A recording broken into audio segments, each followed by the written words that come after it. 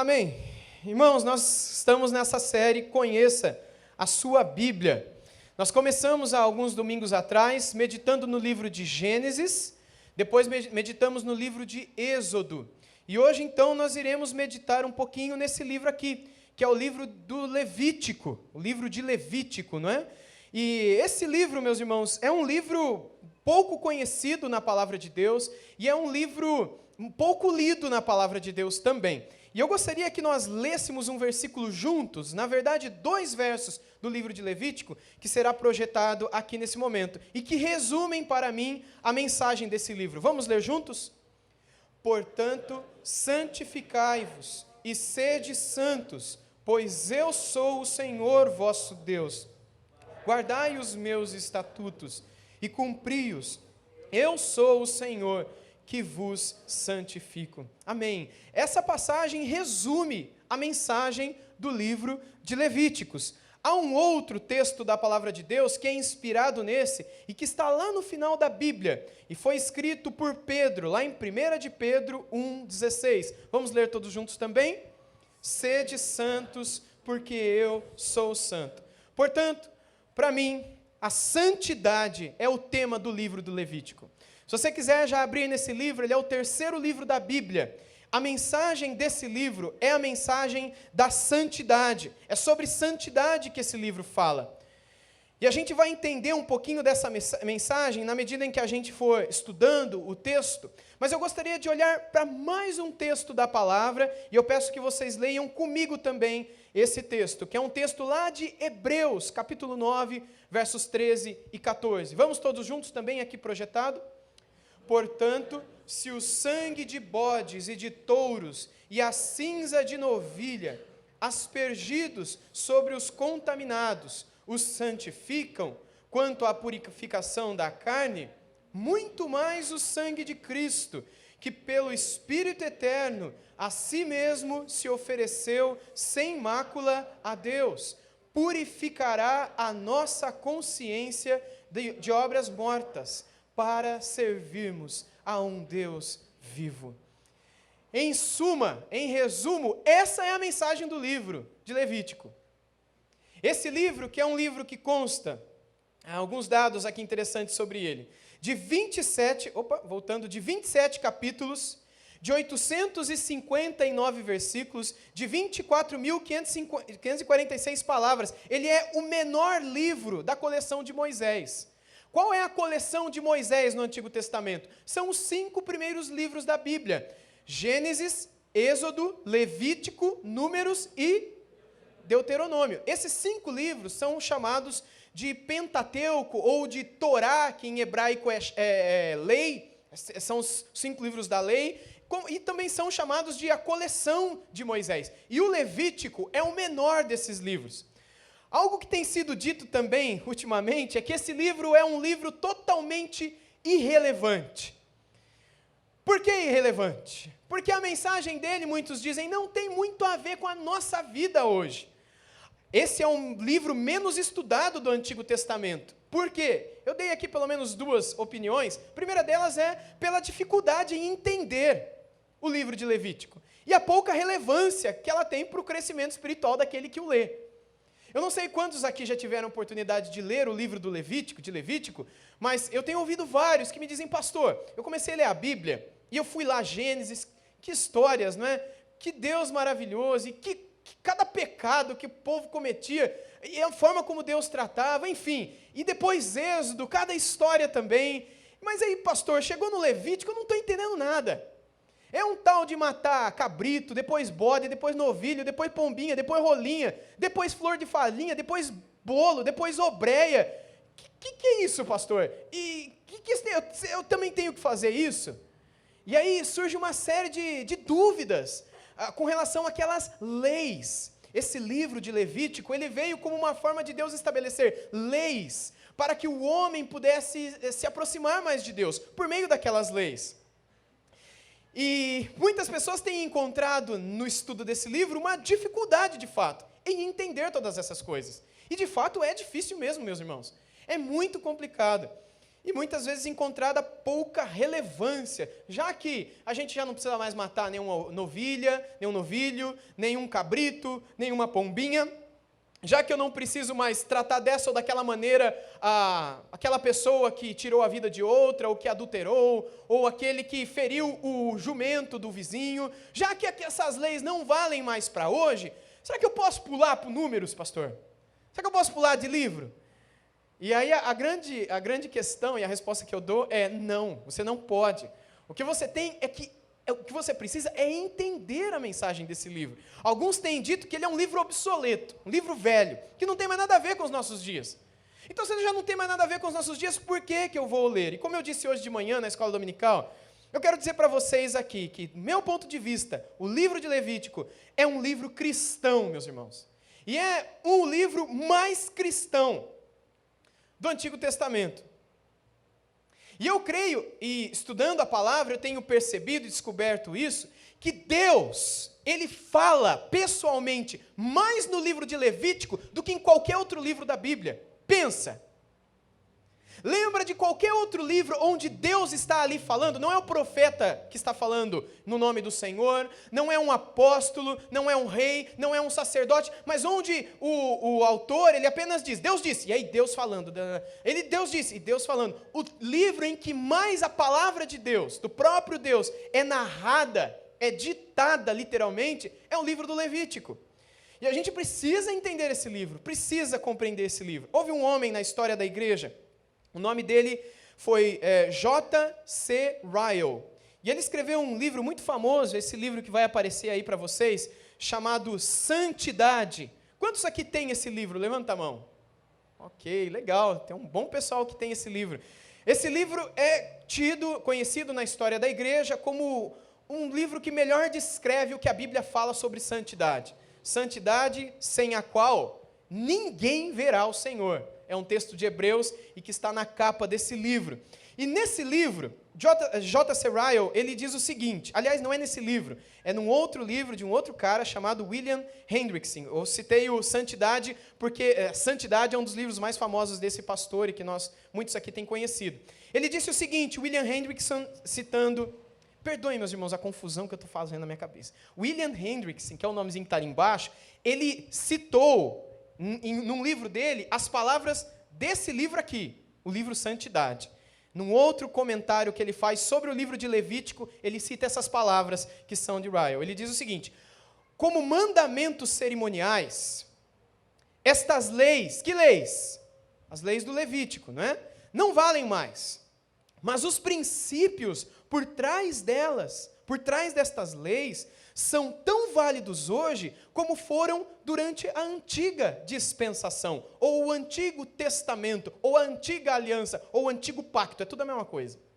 Naquele antigo momento, a antiga dispensação, como foi a palavra que J.C. Ryle usou no livro Santidade, que Hendrickson usa num comentário que ele faz ao livro de Levítico, naquele tempo, Deus ele se revelava ao seu povo por meio daquelas leis. E ele queria naqueles cerimoniais, naqueles rituais, que muitos hoje encaram de uma maneira tão esquisita, não é?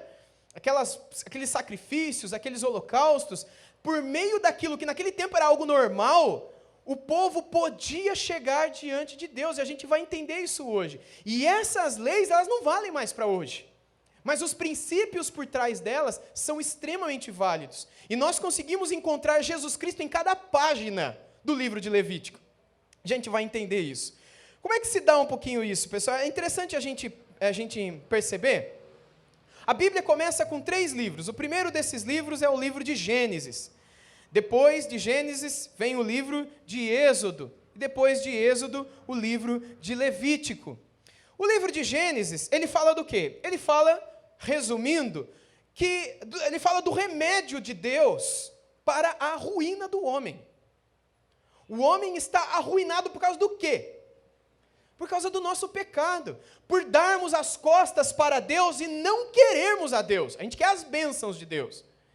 Essa é a nossa ruína. É isso que tem nos levado para o inferno, para a destruição da nossa alma e para a destruição hoje, presente, no presente da nossa vida. Mas Deus dá um remédio. E esse remédio, lá em Gênesis 3,15, é a semente da mulher. Isso está lá em Gênesis 3,15. Quem seria a semente da mulher? Jesus Cristo, quando Deus promete para ela que o descendente dela pisaria a cabeça da serpente. O apóstolo Paulo depois descreve que o Senhor Jesus Cristo é aquele que pisou a cabeça da serpente. E depois, curiosamente, ele diz também que a igreja é quem pisa a cabeça da serpente. De alguma maneira, o diabo ele está destruído. De alguma maneira, ele já está pisado. De alguma maneira, ele já está amarrado desde o dia em que Jesus Cristo veio. Hoje em dia, muitos cristãos entendem que eles devem fazer orações amarrando o diabo. A Bíblia diz que o diabo já está amarrado desde a morte e ressurreição de Jesus. Logo, quando você diz está amarrado, isso é uma redundância, isso é um vício de linguagem, isso é uma bobeira, porque ele já está amarrado há 2000 anos. E Jesus Cristo disse que ele viria para amarrar esse valente e lhe saquear a casa, e lhe roubar os bens. E ele é aquele que vem para tirar das mãos do diabo pecadores, pessoas perdidas, pessoas sem Deus, para trazê-las de volta a Deus. Pessoas que antes eram escravas de Satanás e eram seduzidas e enfeitiçadas para viverem seguindo a vontade da sua própria carne, do seu próprio pecado, do seu próprio coração. Jesus Cristo veio para libertar essas pessoas e para tirá-las do domínio de Satanás. Quando ele então morre na cruz, Satanás pensa que venceu, mas quando ele ressuscita puro, ele traz consigo a vitória sobre a morte. E a vitória dele é a nossa vitória, a vida dele é a nossa vida, e a ressurreição dele é a nossa garantia de futura ressurreição e vida eterna com Deus também. Logo, meus irmãos, a semente da mulher, Jesus Cristo, aquele que viria e nasceria de uma mulher, obviamente, a Maria, que seria descendente de Eva, como todos nós somos. Essa então, a semente, Jesus Cristo, é aquele que se tornaria o remédio para a minha e para a sua vida. O que nós vemos lá em Gênesis também é um pouquinho sobre o problema do pecado. Depois em Êxodo, a gente vê a resposta de Deus para o clamor do homem. Lá em Êxodo, o pessoal estava escravo no Egito. Depois de muitos anos e muitos acontecimentos, eles estavam escravos no Egito. E eles clamam por 400 anos e Deus então levanta Moisés e por meio de Moisés os liberta. E é curiosa a cena que está em Êxodo 13 e 14, que por meio de um sangue, de um cordeiro colocado nos umbrais das portas, aquele que é chamado no livro de Êxodo do anjo da morte, que passou pelas terras do Egito, matando o primogênito dos animais, o primogênito de Faraó, o primogênito de todos, como um sinal de que Deus estava irado contra a maldade do povo do Egito sobre o seu povo, que era escravo dos egípcios, e Deus queria libertá-lo. E o Faraó não queria dar a eles essa libertação. Eles queriam ficar livres, eles queriam poder ter a sua terra, criar as suas famílias, viver a sua vida, porque a escravidão é uma coisa horrorosa em qualquer contexto. E eles eram escravos, mas a Faraó não quis deixá-los ir.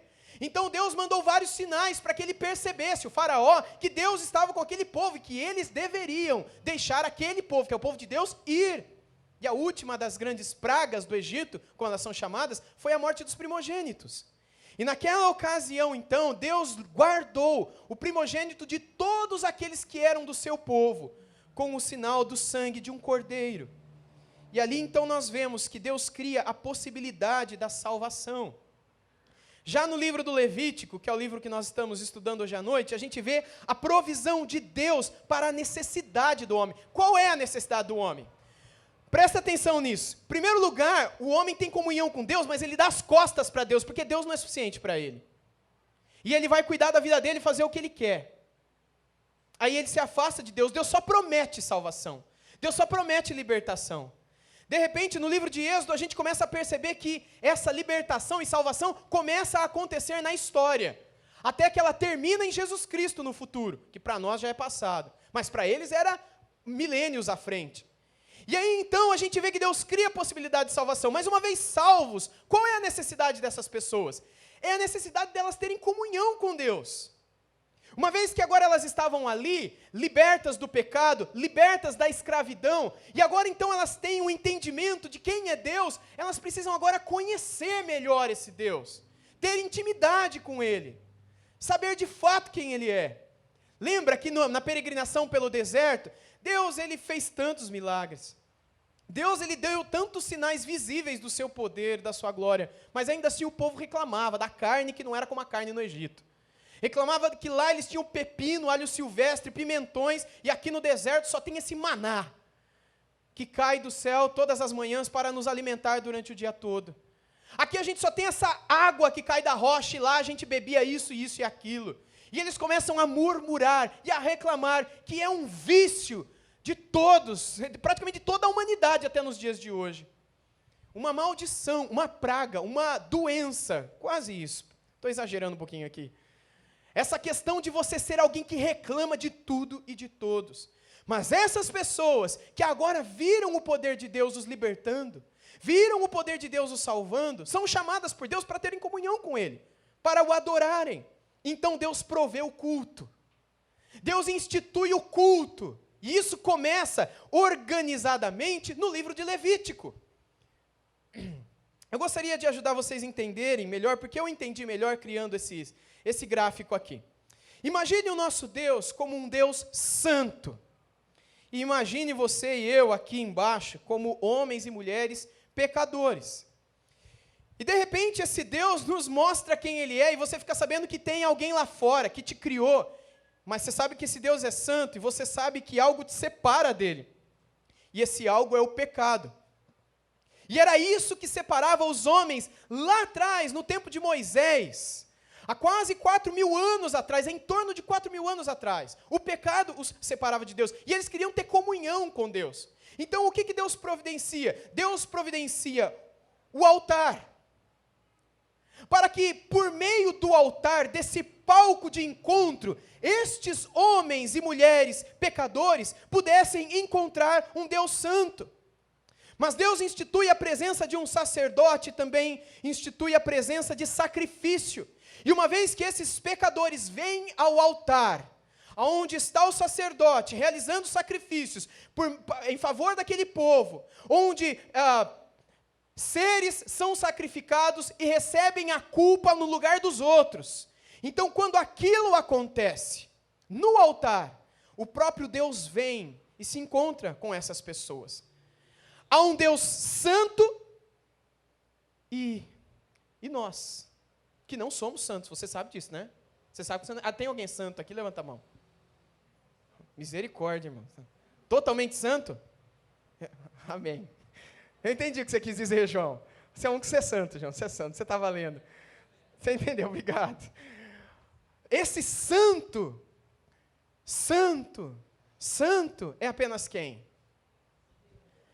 A gente vai ver no final, eu acho que é isso que o João e outros lá atrás que entenderam, levantaram a mão, ele tem nos santificado. Aonde o povo era santificado lá atrás? No altar. Era ali que esses homens e mulheres sem Deus e carregados de culpa, carregados de vergonha, carregados de ódio, carregados de egoísmo, carregados de adultério, carregados de maledicência, de mentiras e um monte de outras coisas. Eles se encontravam com um Deus santo e ali Deus desviava de diante de seus olhos a ira dele por esse pecado. Mas não foram esses homens que foram atrás de Deus. Em Gênesis e Êxodo, é Deus quem vem atrás desses homens. E em Levítico também. Quando ele chama Moisés, que é o autor desse livro, para falar a Moisés tudo o que ele falou nesse livro. E a vontade dele era, como eu li no começo do culto, no começo da pregação com vocês, santificar esse povo. Lembra o que ele disse lá no capítulo 20? Sede santos, porque eu sou santo, eu vos santifico, ele vai dizer lá em Levítico capítulo 20. Por que ele quer nos santificar? Porque ele quer ter comunhão com a gente, porque ele quer ter amizade conosco, porque ele quer ser meu e seu amigo, ele quer ser meu e seu redentor, resgatador, como na época da escravidão. Como é que qual era o papel da pessoa chamada redentor na época da escravidão? Era a pessoa que comprava o escravo do outro. Eu, um escravo, tinha diante de mim o meu dono, que era o Kleber, um homem muito rico, e do outro lado eu tinha o Nemer, outro homem muito rico também. E aí, de repente, o meu dono, que é o Kleber, eu sou escravo dele, passa por algumas dificuldades financeiras, e aí ele vai vender alguns escravos que são os piorzinhos, assim, porque os melhores ficam com ele. E aí ele me leva para vender. E de repente lá no mercado de tráfico de escravos, mercado escravagista, ele me apresenta, e olha que ele vai falar as coisas boas de mim. E aí de repente tem o Nemer lá, que está procurando escravos para comprar. Recentemente, eu estava com a minha família numa cidade, na cidade de Paraty, e a gente passamos ali, passeando pela cidade, pelo centro da cidade, a gente foi até o lugar onde era o mercado de venda de escravos, naquela época, há pouco mais de 100 anos atrás, aqui no Brasil. E aí, muito bem, o Nemer vem até o Kleber, e ele fala, eu quero comprar esse escravo, o Júnior. Quanto que você quer por ele? Quanto você quer por ele? Aí ele dá o preço. E aí o Nemer, não, tá muito, não é nada, vai menos, né? Começa a chorar. E aí eles chegam num acordo, e aí então o Nemer compra esse escravo. E agora eu não pertenço mais àquele homem, mas àquele homem ali. O que houve aqui? Naqueles idos tempos da escravidão, houve uma redenção, houve um resgate, houve uma compra de alguém que pertencia a um homem e agora pertence a outro. A Bíblia ensina que nós éramos escravos de alguém, mas Jesus Cristo veio e pagou o preço da nossa redenção. E agora nós não pertencemos mais às coisas desse mundo, ou àquele que cuida, dirige, seduz, engana as pessoas que vivem nesse mundo, mas nós pertencemos a Ele. Ele é o nosso dono agora, somos dele. E naquela época, meus irmãos, isso é o final do sermão, eu já estou me empolgando aqui, né? Mas isso é para mais para o final. Naquele tempo não havia o Senhor Jesus ainda. Não havia ainda aquele que daria sua vida pelo povo. Não havia ainda aquele que receberia em si a culpa pelos outros, que esse é um outro aspecto da morte de Jesus, ou do papel da redenção de Cristo por nós. Alguém que toma o lugar dos outros, cheios de culpa, para poderem ficar sem culpa alguma. É como aquele exemplo que muitos têm usado hoje em dia, de você que tem uma culpa perante a sociedade, você precisa pagar por essa culpa, por esse crime que você cometeu, e você precisa, de alguma maneira, ser julgado por um justo juiz, por um tribunal. Você pode até ter o seu advogado, mas por causa daquele crime cometido, você será julgado e punido, e receberá a correta e justa sentença pelo teu crime. E não adianta você querer apelar para o juiz, não falar assim, eu sei que o senhor é um cara bonzinho, o senhor é um bom pai de família, o senhor trata bem os seus filhos, por favor, quebra essa para mim, só mais essa, eu nunca mais vou matar o filho do meu vizinho. E aí, se aquele juiz for de fato um bom juiz, ele vai cumprir as suas leis. Mas quando nós quebramos essa lei, nós precisamos pagar. E então, de repente, alguém entra, imagine que isso fosse possível, e ele dissesse para o juiz, não, para tudo aí. Qual que vai ser a pena desse cara? Lembra do Lindenberg, que agora foi condenado a quase 100 anos de cadeia por ter matado lá a namorada dele? Era como se o Nemer, que é o meu resgatador aqui, né? Ele chegasse diante daquela juíza, aliás, aquela advogada, né? Mas deixa isso para lá. Aí o Nemer chega diante da juíza e ele diz assim para a juíza, olha, deixe que eu sofra, deixe que eu seja levado, deixe que eu cumpra toda a pena desse jovem. Deixe ele livre e me mate, me prenda, e que eu viva esses anos todos, se fosse possível viver 98 anos e alguns meses na cadeia, né? A gente sabe que isso não vai acontecer, mas foi a pena que ele recebeu, e ele então tomasse o lugar do rapaz lá, do Lindenberg. Esse tipo de ação, de atitude, de tomar o lugar do outro para morrer no lugar do outro, é o que Jesus Cristo fez por nós. E é o que os animais faziam no altar naqueles idos anos do tempo do Levítico. Vamos entender um pouquinho da estrutura desse livro. Como eu já disse, a mensagem desse livro é a mensagem da santificação da nação. O comecinho dos capítulos 1 a 7, a gente vê o caminho de Deus, não é? E a obra de Deus do 8 ao 15. Essa é a primeira parte do livro. O caminho de Deus e a obra de Deus. Depois, na segunda parte do livro, que vai do 16 ao 22 e também até ao 27, a gente vê o caminhar com Deus e também a adoração a Deus. A primeira parte do livro fala de como a gente alcança a comunhão através do culto. Como é que a gente encontra a Deus no culto? Porque esse é o propósito do culto. O propósito do culto não é você ouvir uma pregação. O propósito do culto não é você cantar uma música. O propósito do culto não é você vir encontrar um amigo e ter comunhão com os irmãos. Isso é consequência daquilo que você veio fazer aqui com Deus. Eu venho ao culto não por causa de vocês. Não porque eu tenho que pregar. Não porque eu vou cantar. Mas eu venho porque eu venho para adorar a uma pessoa. Eu venho para me encontrar com essa pessoa. E nesse encontro eu canto. E nesse encontro eu prego, eu escuto, eu oro. E nesse encontro com Ele, eu me encontro com vocês. E em Cristo a gente se encontra. E aí esse encontro é de fato comunhão. Porque se eu venho aqui só para encontrar com vocês, não há comunhão de verdade nisso. Há um clube, há uma roda de amigos, há um boteco, seja lá o que você queira chamar. Mas só haverá comunhão de fato quando você fizer desse lugar e do culto público um momento de encontrar-se com Deus. Seja por meio da música, seja por meio da palavra, seja por meio das orações, seja por meio do nosso tempo de conversa. Então, a primeira parte do livro fala sobre como alcançar comunhão por meio da adoração. E a segunda parte fala sobre como manter essa comunhão pela prática daquilo que a gente aprendeu. Primeira parte fala do sacrifício, o altar, a morte de alguém em lugar de outro, alguém levando a culpa, alguém inocente, alguém puro, alguém sem defeito, sem mancha, sofrendo no lugar de outras pessoas culpadas, pessoas manchadas pelo pecado, pelo egoísmo, pelo ódio, pela mentira. E a segunda parte do livro fala da santificação, ou seja, se a primeira parte fala sobre a corrupção física e cerimonial, o que era a corrupção cerimonial? Era quando os homens, lá no livro de Gênesis, quiseram chegar até Deus por meio da Torre de Babel. Lembra quando eles construíram uma grande torre? Para quê? Para chegarem diante de Deus.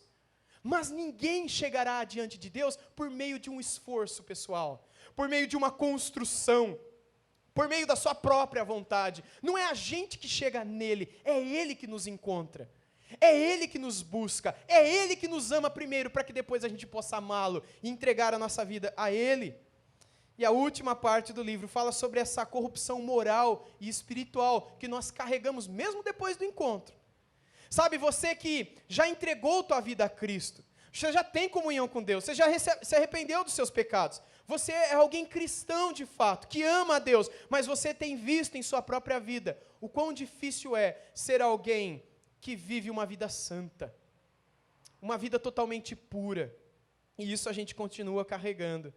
Se por um lado o livro fala sobre a purificação, por um outro lado ele fala que essa purificação deve nos levar a uma vida pura, a uma vida santa. Santidade é a mensagem desse livro. Deus queria santificar o povo lá em Levítico. Quando ele diz lá em Levítico capítulo 20, sede santos porque eu sou santo, eu estou santificando vocês, é porque ele sabia que nós precisamos dele. Nós precisávamos, nós precisamos e nós sempre precisaremos dele para viver. A gente pode se cercar de muitas outras coisas para conseguir viver e ter vida, curtir a vida, mas se nós não tivermos ele, nós não teremos a vida. Nós podemos tentar encontrar a vida na prostituição, no sexo, na pornografia, na masturbação, nas drogas, num relacionamento, num sábado à noite, numa balada. A gente pode achar que a gente vai encontrar a vida numa noite bebendo com os amigos, ou usando droga com amigos, não é? A gente pode achar que a gente vai de fato curtir a vida quando a gente conseguir aquele dinheiro para fazer aquela viagem, ou quando a gente conseguir conquistar aquela pessoa que a gente tanto quer. E a gente acaba sendo seduzido pelo inimigo das nossas almas, de que nestas coisas todas é que se encontra a verdadeira vida, e que tontos são os crentes. Mas de fato, a Bíblia nos ensina que nós só encontraremos a vida quando nós estivermos diante do Criador da vida. Só Ele é a vida que nos traz vida. Sem Ele, tudo que nós encontramos aqui é morte. Ainda que por um momento nos dê o gostinho da alegria, o gostinho da vida.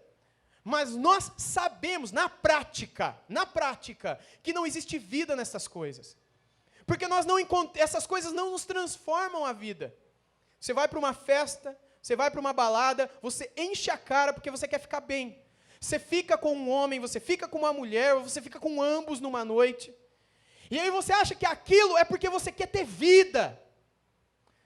Mas passa aquela noite, passa alguns dias, e você percebe que aquilo não dura dentro de você. Aquilo foi algo de um momento. Foi uma alegria que nem um vapor da fumaça da panela de pressão.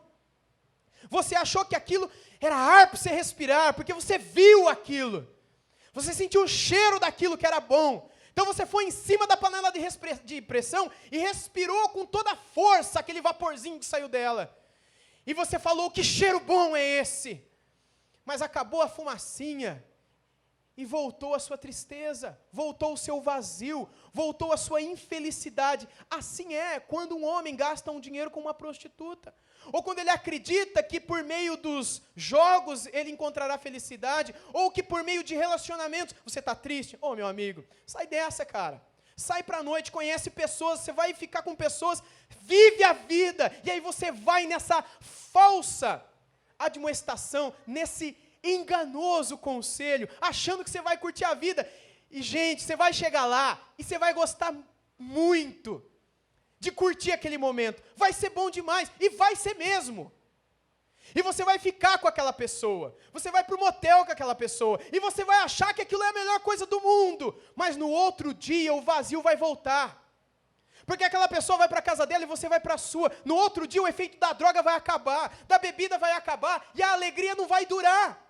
E você acha que nessas coisas você encontra a vida, e essas coisas são como o vapor de uma panela de pressão, e que são visíveis, e que têm o seu cheiro, que têm o seu gosto, mas que não nos sustentam, não nos trazem vida.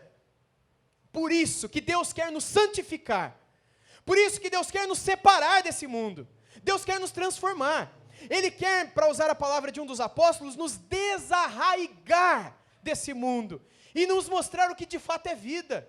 É tirar as nossas raízes destas coisas, onde a gente encontra vida e prazer sim numa noite, e colocar as nossas raízes onde a gente vai encontrar vida e alegria para sempre.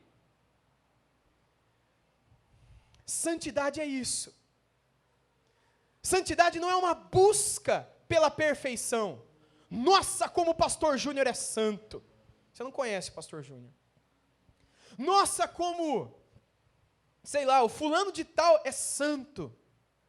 Nós somos santos pelo fato de Deus nos retirar desse contexto de mentira e nos colocar no contexto da verdade. Santidade não tem a ver com perfeição. O livro de Levítico deixa isso muito claro. Deus tinha consciência que aquele povo não seria perfeito, mas Ele os chama para a santificação.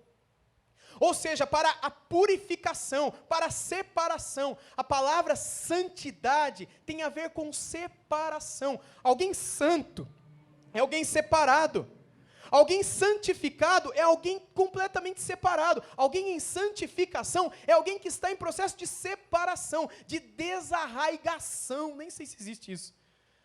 Mas de ser tirado de um lugar e ser colocado em outro.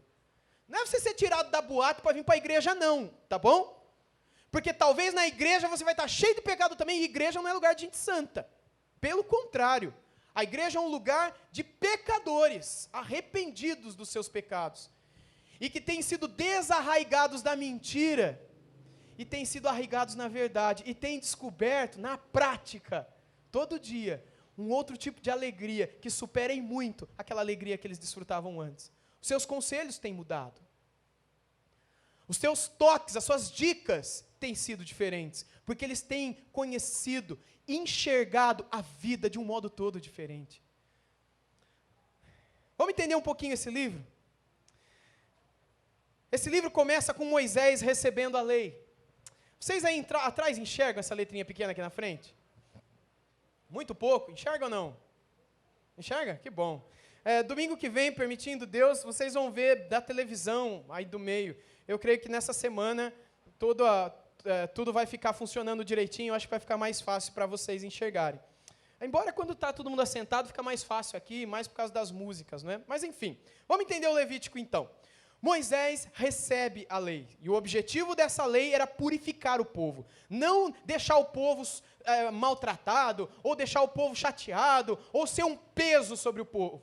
A lei, ela vem com o objetivo de trazer paz para o povo, de organizar o povo, de criar uma comunidade organizada e que viva feliz, e rodeada por respeito e amor um com o outro, de cuidado um com o outro. Esse era um método comum entre as nações, um método do sacrifício. Alguém sofrendo por outro alguém. Aquilo que é chamado aqui no Brasil de boi de piranha, não é?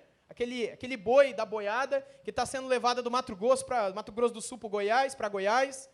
E aí eles vão passar por um rio ou por uma baixada cheia de alagação e que está cheio de piranha. E eu não lembro do cara, é o peão lá que está levando a boiada para aquele fazendeiro, ele sabe que ele vai perder os bois ali. E aí o que ele faz então? Ele corta algum boi, ele faz sangrar algum boi, escolhe e solta aquele boi na frente. E as piranhas vão todas naquele boi. E o que ele faz com a boiada? Ele dá a meia volta e a boiada chega bem do outro lado. É o boi de piranha. Aquilo que no Antigo Oriente era chamado de bode expiatório. É a mesma coisa. Era alguém que morria no lugar de outro. Isso era normal em tempos antigos, quando o Levítico foi escrito. E Deus institui, então, o sacrifício de animais em Israel. E no holocausto, o animal sacrificado era queimado inteiramente no altar. Eu vou ler um monte de ponto aqui. E eu vou tentar resumir o livro de Levítico aqui para você, numa tentativa meio louca minha, mas eu vou tentar resumir. Espero que eu consiga. Então preste atenção, muita atenção, em cada um desses pontos. Naquele holocausto, então, o animal deveria ser sacrificado e queimado inteiramente no altar.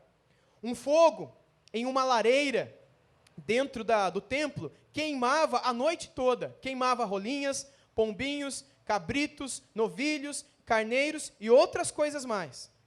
O sangue não era queimado porque ele tinha um papel especial de ser aspergido sobre o povo e também sobre a arca da aliança. Era um símbolo da purificação daquele povo, de que alguém morreu, teve que derramar o seu sangue em favor de outro, e que aquele que morreu, ele foi inteiramente consagrado, inteiramente morto. Qual era o símbolo disso, meus irmãos? O símbolo era consagrar-se, queimar-se inteiramente ao Senhor, que colocava o pecado do ofertante no animal sacrificado. O Fernando vinha sacrificar, ou o Daniel, ou qualquer um de vocês. Vocês traziam um animal que era prescrito, puro, sem defeitos, sem manchas, desce daquela maneira, sendo primogênito. Havia uma estipulação, não era qualquer animal que você pegava na rua. Era um animal tido como perfeito, que era o mais caro do mercado. E esse animal, então, você levava, você comprava, e esse animal, ele morria no teu lugar. Também existia o manjar, e esse manjar se dava, não é? Nesse manjar, se dava as primícias das colheitas. Nesse manjar, não é? Que é também muito dito no Levítico, havia a flor de farinha, os azeites que eram trazidos, os bolos, as obreias cozidas. E parte dessa oferta era queimada como um memorial ao Senhor, mas parte da oferta era comida. E isso simbolizava consagrar tudo que eles faziam ao Senhor. Isso é parte da lei também dos levíticos. Que eles entendiam que tudo aquilo que eles colhiam, tudo aquilo que eles plantavam e recebiam seu sustento, eles deveriam uma parte queimar e dedicar. Por quê? Para quê? Apenas para eles não se esquecerem nunca de que Deus lhes dava e que eles deveriam se consagrar ao Senhor também. Deus lhes dava e eles se davam ao Senhor. Outro ponto, uma parte dessa oferta, não é, dos manjares devia ser comida pelo sacerdote. Era parte do alimento dele. Contudo, quando o sacerdote é quem ofertava as manjares, não é, ele não podia ser comido, mas ele deveria ser totalmente queimado. Eu estou um ponto atrasado aqui, né? Aí as ofertas pelo pecado. Bem, o culpado é quem trazia a oferta. Nada de um irmão comprando para o outro. Isso não valia. Se você pecou, você quem tem que trazer a oferta para acabar, para aniquilar, para limpar a tua culpa. Se for o sacerdote que comete algum pecado, ele deveria sacrificar um novilho, diz o livro de Levítico. Se fosse um pecado nacional, de rebelião, de idolatria e outras coisas, os anciãos do povo, eles deveriam vir e sacrificar animais em favor do povo arrependido. Se fosse um príncipe do povo, o rei, este deveria sacrificar um bode. Um pouquinho mais sobre essas ofertas pelo pecado. Os indivíduos, eles todos deveriam trazer cabritas, não é? Haviam também os pecados ocultos. Quando era pecado oculto, o que é um pecado oculto? Aquele pecado que só você sabe que você fez. E que tua esposa não sabe que você fez, teus filhos, teus amigos, mas você tem consciência. Quando era rico, trazia uma cabrita. Quando era pobre, trazia rolinhas. Quando era mais pobre, trazia flor de farinha. Isso é interessante. E Deus aceitava o sacrifício. E o pecado era perdoado se ele fosse oferecido com arrependimento. Havia também no livro de Levítico, e até o dia em que Jesus morreu, gente, até o dia que Jesus morreu, haviam também os sacrifícios da paz, que eram ofertas que eles faziam voluntariamente. E isso era para cumprir algum voto, para demonstrar o amor deles por Deus, para agradecer por bênçãos recebidas. E nessa ocasião, então, o sangue era todo aspergido no altar, e o ofertante e sua família comiam daquele sacrifício na presença do Senhor. Então, os pecados eram igual ao sacrifício, muitas vezes de carneiro também. Quando havia roubo, o livro de Levítico lhe dizia que deveria haver devolução, acrescentando 1/5. Isso era parte das leis que estão contidas no livro de Levítico, algumas leis sociais, não é? E em tudo isso, o propósito era a santificação do povo. Para terminar, todo sacrifício apontava para o sacrifício que um dia o próprio Deus faria pelo povo. Porque Deus havia dito em Gênesis capítulo 3, o primeiro livro da Bíblia, que ele um dia traria o seu filho. E ele seria picado pela serpente. Depois ele vai mostrar isso também por meio do sacrifício de Isaac, de Abraão, que quando Deus pede para que ele sacrifique o seu filho Isaac, naquela simbologia também, de que alguém, que é o próprio Deus, iria um dia sacrificar o seu próprio sacrifício, o seu próprio, me perdoe, mas essa é a palavra, ela é forte, mas Deus sacrificaria o seu próprio animal. Deus sacrificaria o seu próprio bode, ou cabrita, ou seja lá como for, ou como ele é chamado, ou mais conhecido, o seu próprio cordeiro. Um dia Deus sacrificaria o seu cordeiro, e ele morreria, e ele derramaria o seu sangue, e o seu sangue purificaria o seu povo, quando esse viesse até ele arrependido. Esse é o sacrifício de Deus por nós. E é por isso que toda a mensagem do livro de Levítico aponta para Jesus Cristo, e para ele sacrificado em nosso lugar. Esse é o animal, esse é o cordeiro de Deus morto em nosso lugar. Esse é o nosso altar. E é por isso que hoje nós não chamamos mais isso de altar. E é por isso que nenhuma igreja pode chamar mais um lugar de altar. Porque o altar, graças a Deus, foi destruído na cruz do Calvário. E agora nós não precisamos mais de um altar que nos leve para Deus, de um palco onde nós nos encontremos com Ele, porque agora nós temos uma pessoa que nos leva para Ele. Entendendo ainda o Levítico, por causa do sacrifício de Cristo, as leis do Levítico não têm mais nenhum valor. E é por isso que hoje ninguém mais sacrifica animais. É por isso que hoje ninguém mais queima bolos, obreias, flores de farinha. Ninguém mais queima nada mais hoje em dia. Ou realiza holocaustos ou sacrifícios. Mas ainda assim, nós temos alguns ensinamentos muito importantes que o livro de Levítico nos traz. O primeiro deles é que nós devemos obediência à voz de Deus. Quando Deus disse o que disse lá atrás, o povo ouviu tudo e decidiu que deveria obedecer. E essa é uma das mensagens do livro de Levítico para nós. Obedecer à voz de Deus. Outro detalhe desse livro é que Deus espera um compromisso nosso com a sua palavra. Se aquele povo que quisesse ser de fato o povo de Deus, eles deveriam obedecer à risca e ter compromisso com essa palavra que Deus lhes deu. E um último ensinamento que eu tiro para a minha vida desse livro é o ensinamento da santidade na vida daqueles que querem adorar a Deus. Uma vez que o livro de Levítico nos fala dessa adoração a Deus. Eu vou mostrar mais uma vez esse slide para vocês, esse detalhe. Nós temos um Deus santo e nós temos nós, não é? Pecadores. Nós temos o pecado que nos separa de Deus. O livro de Isaías fala isso. Mas agora, ao invés do altar, nós temos quem? Nós temos Cristo. E aí, então, quando nós vamos a Cristo e não mais ao altar, não mais para sacrificar um animal, nós não precisamos mais de um sacerdote. Nós não precisamos mais de um sacrifício, porque Cristo é o sacerdote e, ao mesmo tempo, o sacrifício oferecido por nós. E isso não é maravilhoso? E por causa desse sacrifício e desse sumo sacerdote que nos leva a Deus, Deus vem até nós. E isso, minha gente, é santificação.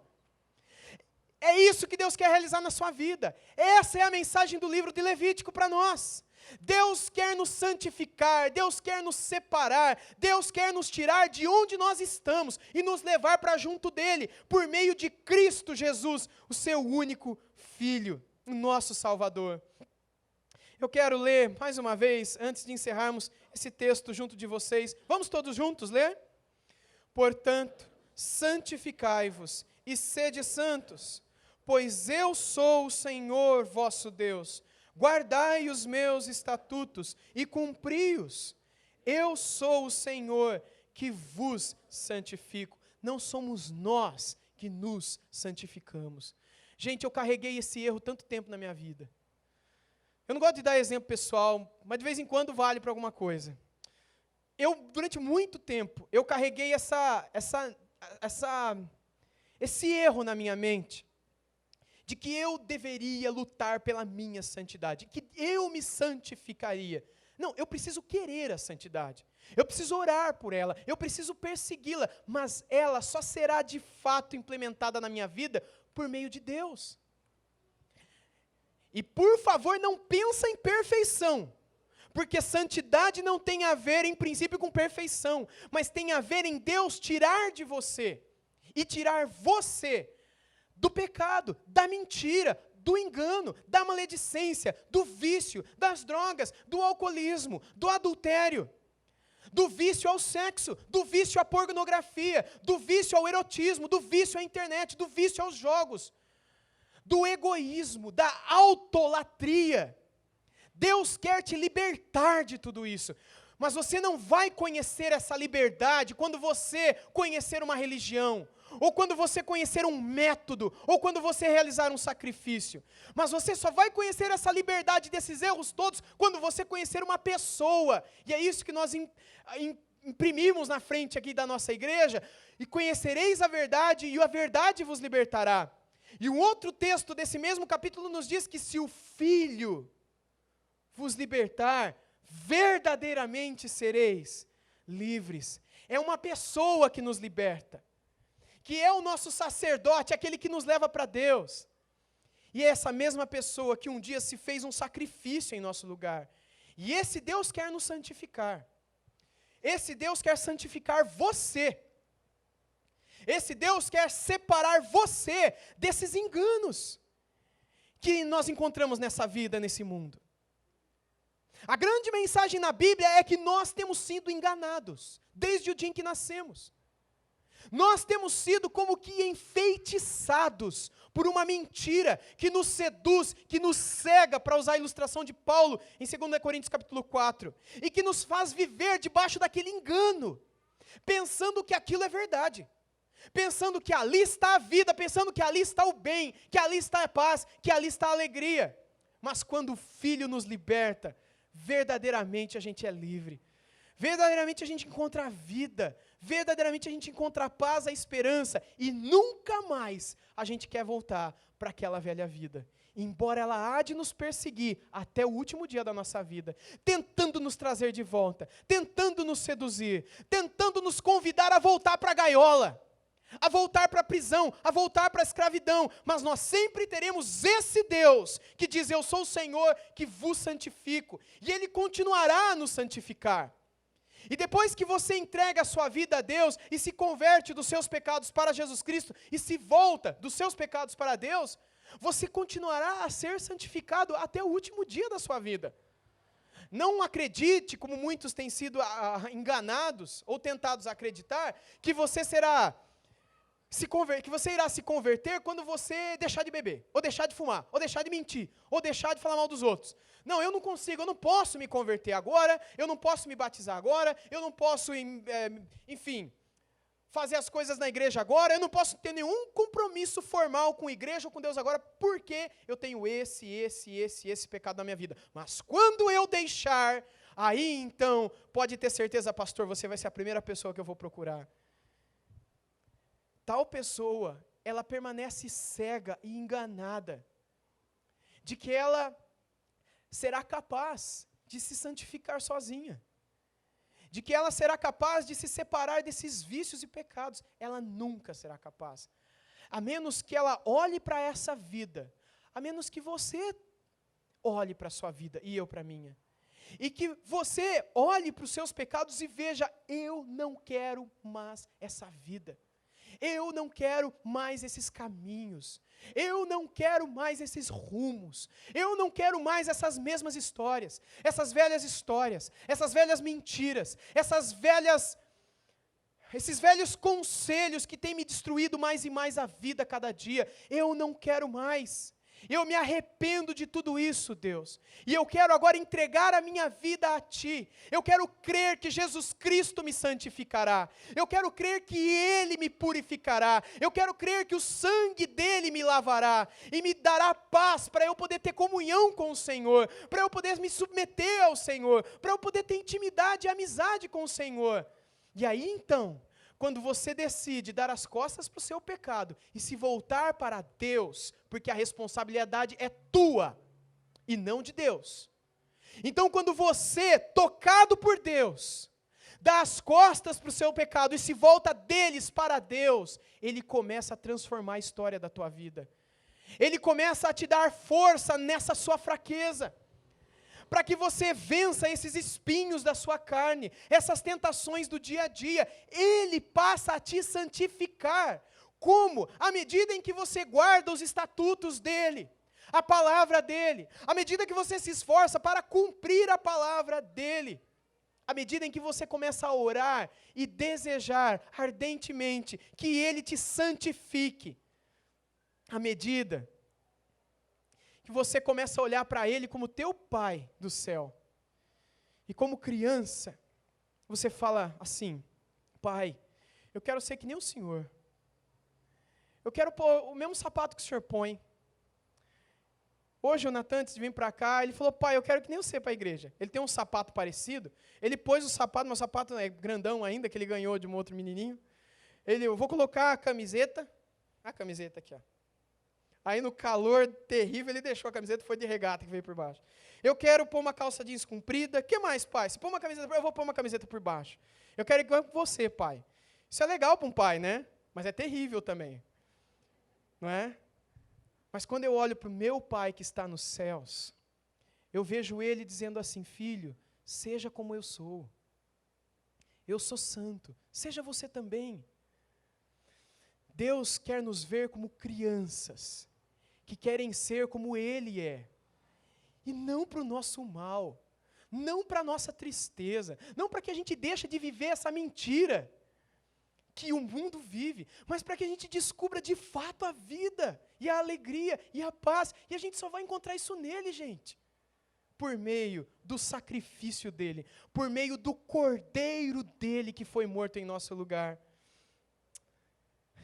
Eu quero encerrar lendo um dos textos que eu comecei. Eu quero dizer para você que você só vai conseguir entender a mensagem do livro de Hebreus, no Novo Testamento, quando você entende a mensagem do livro de Levítico. Sem Levítico é impossível entender Hebreus. Porque quando Hebreus fala de um sacerdote, de um sacrifício, de um povo, de sangue de animais, isso só é entendido por causa do Levítico. O Levítico, pelo menos, ele tem esse propósito de nos ajudar a entender a mensagem do livro de Hebreus, que nos fala de Jesus Cristo que nos leva para Deus. E um dos textos mais belos de Hebreus é este, do capítulo 9, versículo 13. Apenas ouça. Portanto, se o sangue de bodes e de touros e a cinza de uma novilha, aspergidos sobre os contaminados os santificam quanto à purificação da carne, muito mais o sangue de Cristo, que pelo Espírito eterno a si mesmo se ofereceu, sem mácula, sem mancha, sem pecado, a Deus. Ele purificará a nossa consciência de obras mortas, para servirmos ao Deus vivo. Para que crianças possam conhecer o seu Pai e servi-lo e amá-lo e desfrutá-lo e sentir prazer na presença dEle, nas palavras dEle, na companhia dEle. Logo, o objetivo desse livro não está no livro em si, o livro de Levítico, mas esse livro nos aponta, como todo livro da Bíblia, para a pessoa de Jesus Cristo, que vem e toma o lugar do altar. E ele se torna, então, como o altar era o palco do encontro entre o povo do Antigo Testamento e Deus, agora Jesus Cristo é o lugar do encontro entre nós e o nosso Deus. Você quer conhecer a Deus? Você quer uma nova vida? Você quer perdão para os seus pecados? Você quer uma nova história? Uma nova jornada daqui para frente? Você não precisa de uma igreja. Você não precisa de uma religião. Você precisa de Jesus Cristo. Só Ele você precisa. É uma pessoa que há de mudar a história da tua vida. É uma pessoa que te perdoará. É uma pessoa que te abraçará. É uma pessoa que te beijará. É uma pessoa que programará uma festa no céu por causa de um pecador que se arrependeu. É uma pessoa que espera me encontrar e te encontrar na eternidade. E essa pessoa, quando nós a encontramos aqui, nos incentiva a encontrarmos outras pessoas que se encontraram com Ele também, para que juntos possamos ser uma congregação de pecadores perdoados, lavados e aspergidos pelo sangue de Jesus Cristo, e que agora são filhos de Deus, numa luta diária para sermos como Ele é. Só assim nós encontraremos a verdadeira felicidade. Só nele, nessa pessoa, nós seremos eternamente felizes. Vamos cantar isso a Ele? Se você crê nisso e pode, fique de pé. Eu gostaria de